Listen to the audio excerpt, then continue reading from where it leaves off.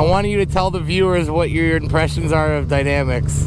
Something wrong. Something's broken. Junk, junk, junk, junk, junk. He's just staring us down. 3, 2, 1, go! Sled Addicts is brought to you by Team Vincent Motorsports, Bergstrom Carbides, Ledger Performance, Ultimax Belts, Stud Boy Studs, and Radio World.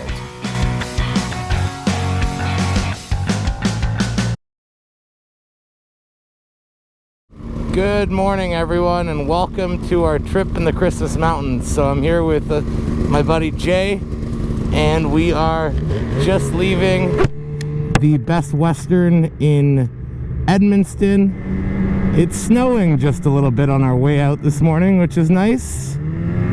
Can't complain about a little bit of snow. Woke up to maybe a centimeter or two on the truck.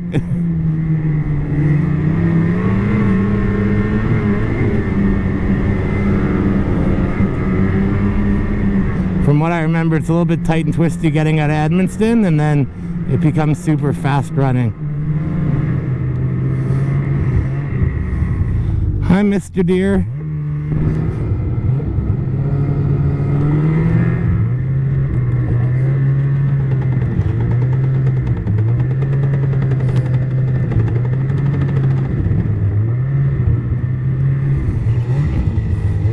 Now we're hopping on the 19.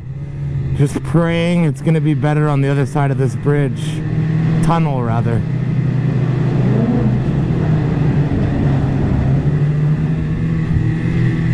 Yep. Nice and groomed, thank God. Oh, that was brutal. That last 40 kilometers from Edmundston was Mogul City the whole way. It's beautiful on this side. So now we're on the 19, and that's going to take us up towards Mont Carleton Provincial Park, which is basically the gateway to the Christmas Mountains. Beautiful. Also had a little bit of an electric failure on the ride. I was all of a sudden, while riding, I started fogging in my helmet, and then I looked and I had no power coming out of my E-Link connection. So I stopped, checked the fuse. Lo and behold, fuse was blown. Replaced it. Another tip, always carry spare fuses. Mike ingrained that in me. I carry spare fuses now. Swap the fuse, and we're good to roll. Everything's working great. It probably blew because I'm using that connection adapter, which charges my Cardo as well, and it might have been too much power, but having said that, I was running that for the past 7 days in Gaspé, and it never blew until today. So super weird, but we're back in business. For those that have oxygens, you know, you don't have power, it's a really crappy experience. So from what I remember, this runs a power line for a little bit, and then it turns into a rail bed. It's actually quite a nice trail. This is the rail bed I was speaking about. So this is the still on the 19, and we're about 50 kilometers southwest of St. Quentin. But yeah, it's super quick running through here. It's just a rail bed, nothing special. But it's not straight, it's windy. It's not super boring. Jay, kill your sled for a sec. Yeah, I want to take a video. I want you to tell the viewers what your impressions are of dynamics. Oh. So it's in full stiff mode right now. Go ahead, Jay. Do the demonstration. Go ahead, I'll record you. This is coming from the skidoo guy last year that had everything clapped out. That's why I don't get Smart Shocks anymore. Oh, that's nice and firm, all right. Extreme mode. Let's put it in comfort to see if you notice any difference. Now it's in comfort mode. Same? Softer. It's softer? So it is working. Oh. There you go. It's in extreme now.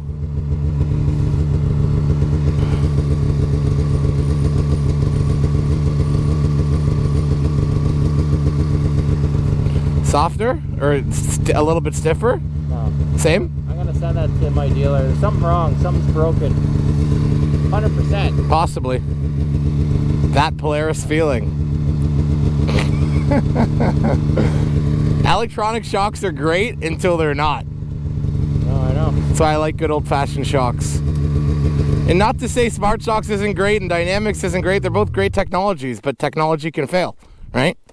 It clearly did. I knew something wasn't right on those bumps. I could tell you on the first day I rode it in Quebec, I put it into extreme mode and it was the same as comfort. Felt no different to me. The first day I rode your sled. So, I don't know. You can see the difference in the settings. You can feel it. Yeah, but I couldn't feel it while I was riding. Whether I was in extreme mode or in comfort, I was bottoming.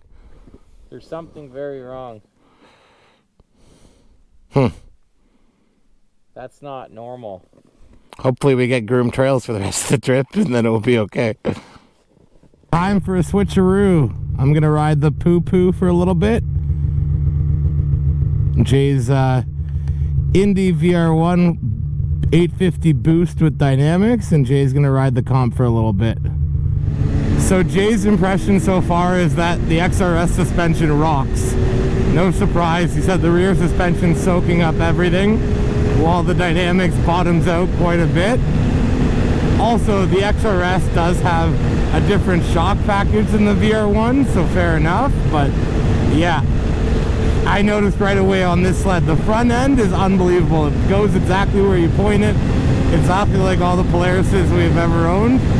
In comparison to the skidoo, which especially with the RX skis, tends to lift the inner ski just a little bit, and is a little bit less confidence inspiring on the front end.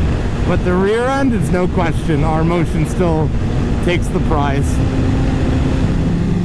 We're at 35% fuel, and I think we've done 70K. Sleds were running low, so we did a little fill up here at Irving in St. Quentin, and now we're about 50 kilometers from our lunch stop at Mont Carleton. What time is it? It's 11:50. Almost noon. Be at Mont Carleton by before 1 o'clock, I assume. St. Quentin relay here. Little clubhouse. There's Jay.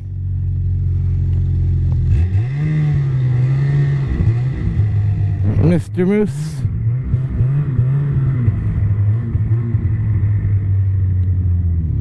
Look at him.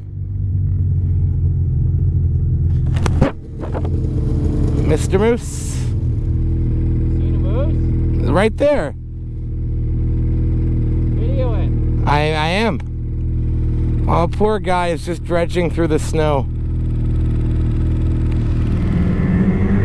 Well, I hope it gets better than this, because the whole ride, basically, minus maybe 35 kilometers of rail bed that was okay, it's all been moguled out and not groomed. So, not a fun ride at all. Super disappointing considering the amount of snow in the area. If they just groomed the trail, it would probably be great. But yeah, my back is broken.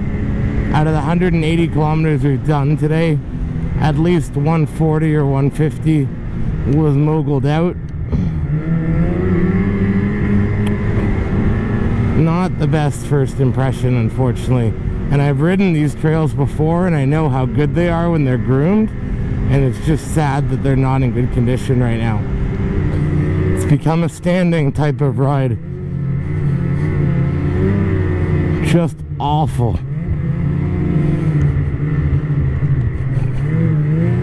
I'm feeling my suspension completely clap out. And we're 3 kilometers outside of Mont Carleton Lodge, and I know they keep a groomer there, so I just don't understand how this happens. Unless they just haven't groomed since like Friday, because it's Sunday today. Sunday morning, we've seen maybe 20 sleds all day. I think everyone else has left. Junk, junk, junk, junk, junk. And junk, junk. Nope, no grooming. Oh, nice. Oh, nice. What a great way to greet you into the lodge.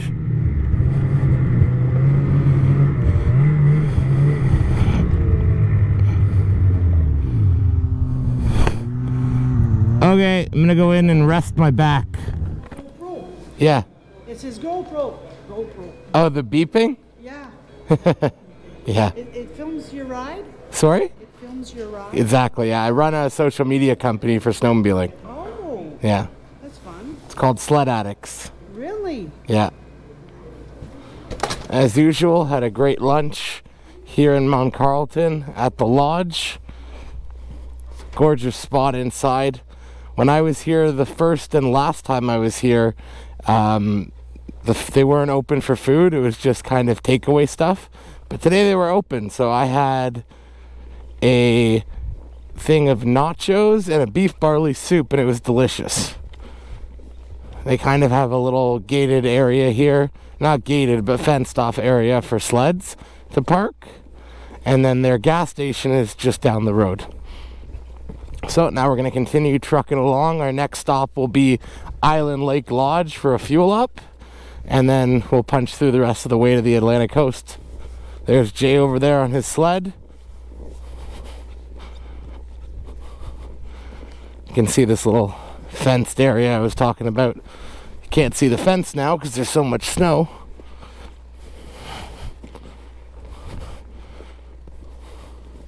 This whole area is for sleds to park. Awesome spot to stop here as you come into the Christmas Mountains.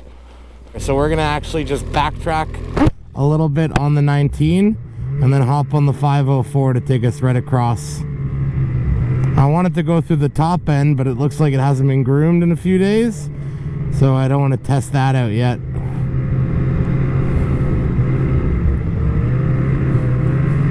Candy cane trails over there.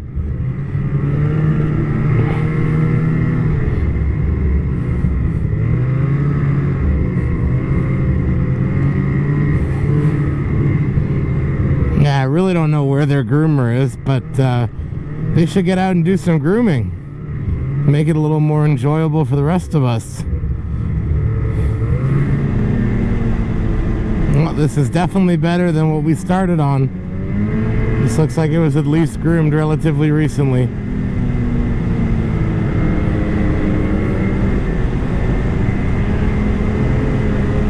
Oh yeah, this is nice.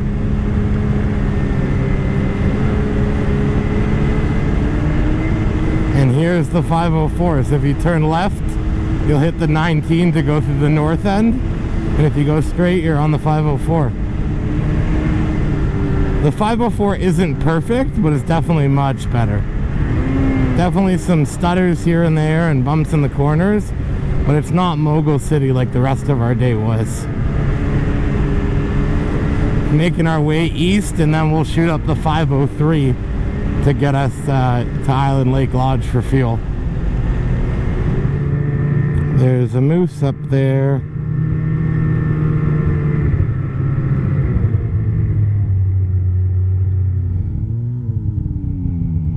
He's just staring us down. Part of me wants to get closer, and part of me doesn't want to get kicked by a moose. And it's snowing heavy. It's like heavy snow coming down. 20 minutes later. I forgot how nice this 504 trail is. It's just gorgeous in here. Tight trees.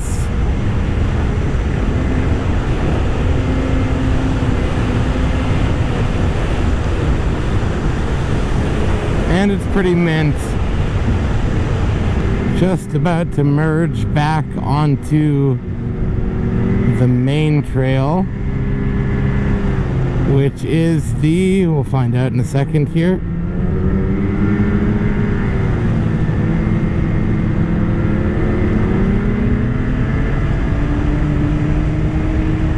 '23, yeah. I know the 23. The 23 takes you into Bathurst.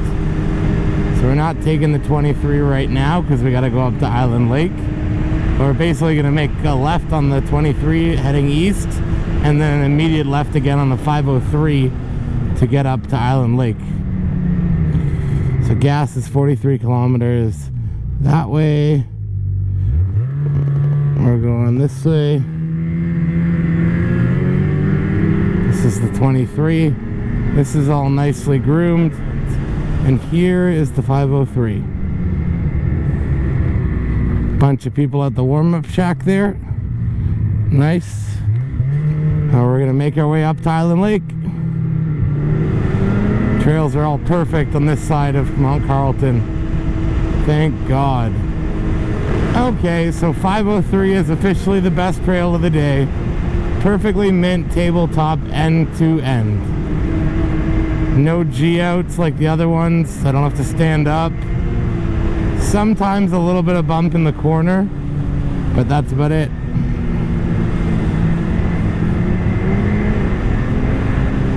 But awesome trail through the woods here.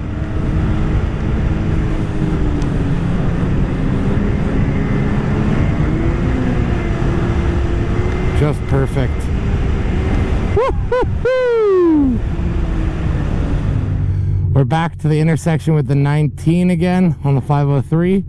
14 kilometers that way to gas at Island Lake. And off we go.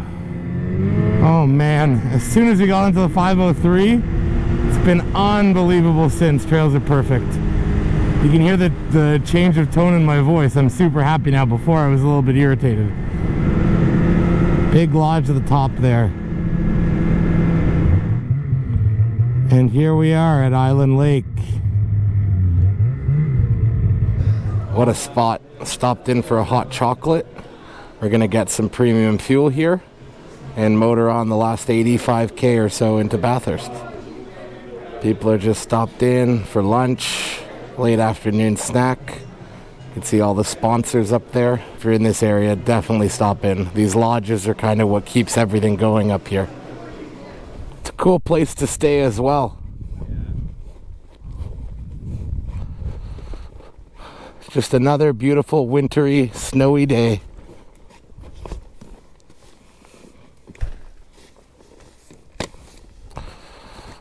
Oy. Oh, my gloves are inside. Crap. Oopsie daisy.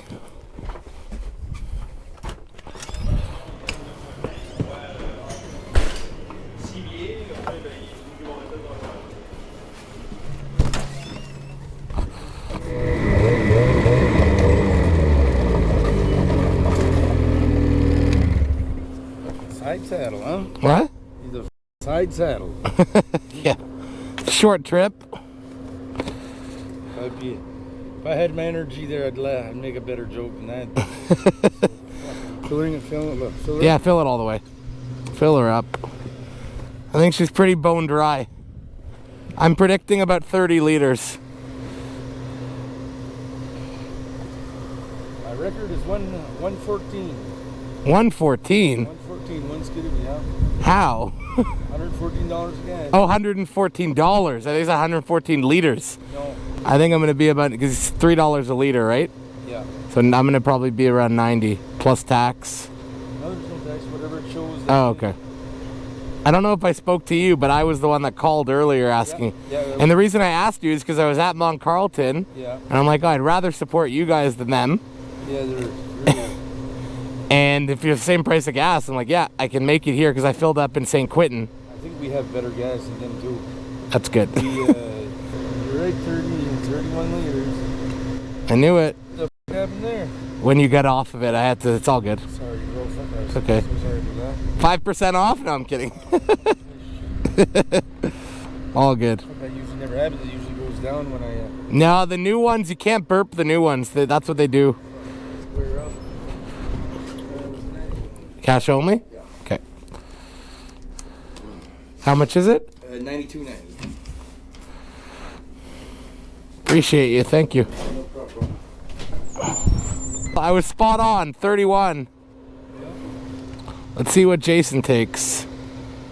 Jay, you think more or less? Probably maybe a liter more. Yeah.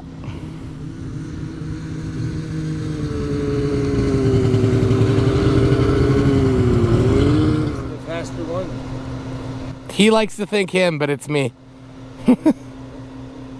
Oh, between the sleds themselves, that's faster for sure. Okay. Polaris is always faster than Skidoo.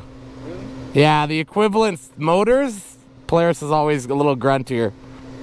But they also run dirtier and burn more fuel and oil. No, only 29 and a quarter. Oh yeah, Provincial fucking eats more fucking gas and oil. I was in the front.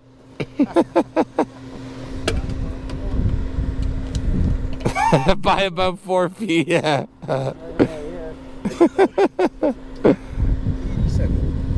According to his suggestion, we're supposed to go rip on the lake. It's called Island Lake for a reason, so we'll give her a hoot.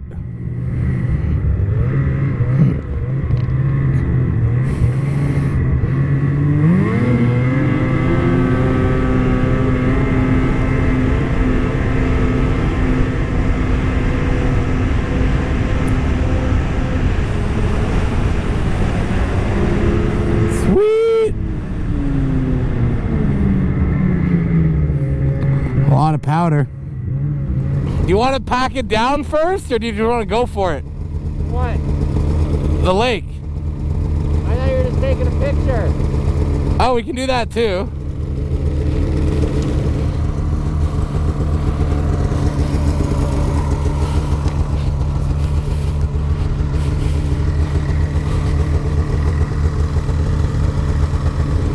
I was gonna say, do you want to race? We could pack down a line or just give her.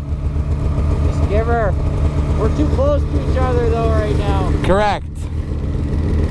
3, 2, 1, go. Okay? On go. 3, 2, 1, go. Bye-bye.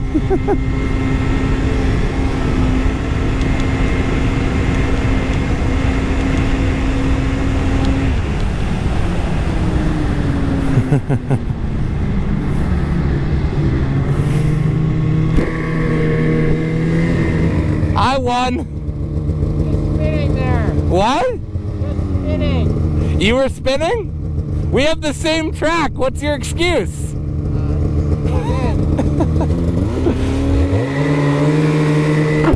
Okay, so we'll be making our way back down now and get into Bathurst, about 85 kilometers or so back. Yeah, this way.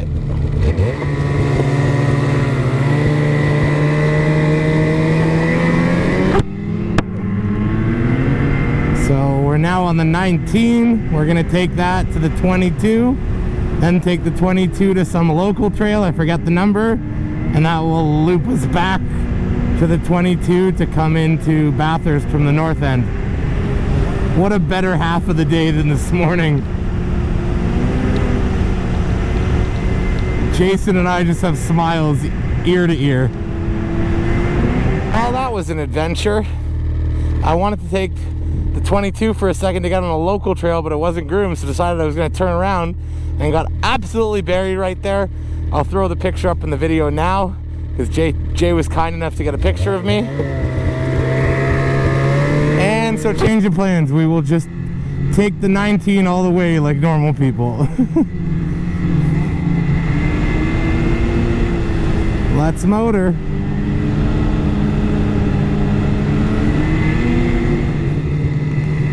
Three moose. Holy crap. I always miss it. Every time I go to record, it's too late. This is the New Brunswick I love. The wide, fast logging roads all over the place. Unbelievable. What a day. Well, 100% the last half of the day redeemed itself tenfold for this morning. It's been buttery smooth and perfect all the way since Island Lake Lodge and even a little bit before Island Lake. It's been unbelievable. Just pulling into Bathurst now. We'll be at the Atlantic Coast in a minute here. It says 1 kilometer. I forgot how quick running it is coming into Bathurst. It's all like wide logging roads and a little bit of rail bed, but it's a blast. Oh, now I understand. They kind of merged it. The snowmobile trail is really on the left. It's up a little bit higher, and the ATV trail is on the right there. Didn't realize they actually put them together. That's interesting.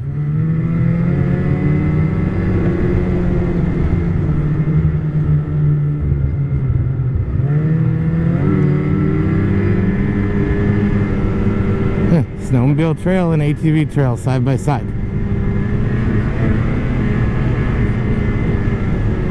Right into the backyard of the Atlantic coast. Here we are. Wow. And there's the trail from the other direction. I've never seen it so dead in my life. At least there's snow on the ground, because the last time I was here it was all bare pavement. It was hard to navigate. Now at least it's a covered parking lot.